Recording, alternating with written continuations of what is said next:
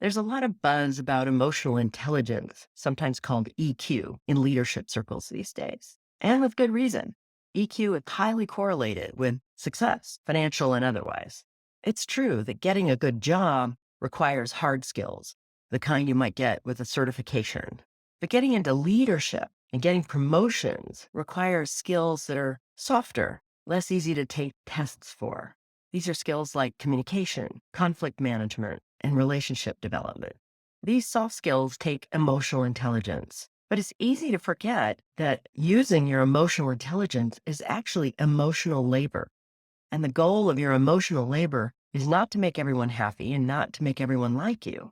The goal in using your emotional intelligence and doing the emotional labor of leadership is to help the team be more effective. So here's a question for people with high EQ who end up stressed out and unrewarded for their emotional labor.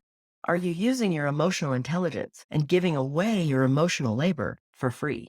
If you find yourself doing too much emotional labor and not receiving the benefits of greater responsibility and greater authority, you may be doing the emotional labor for other people that they need to be doing for themselves. Try this instead.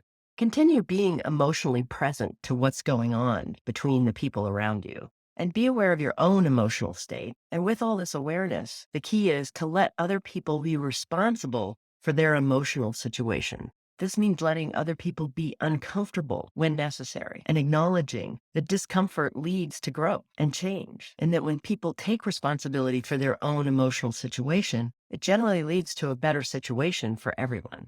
Remember that labor needs to be compensated, and managing our own emotional experience is everyone's job. Don't let others off the hook. Don't do the emotional labor for them. You'll be less stressed and they'll be more empowered. It's a win-win. What's your experience with emotional intelligence and emotional labor?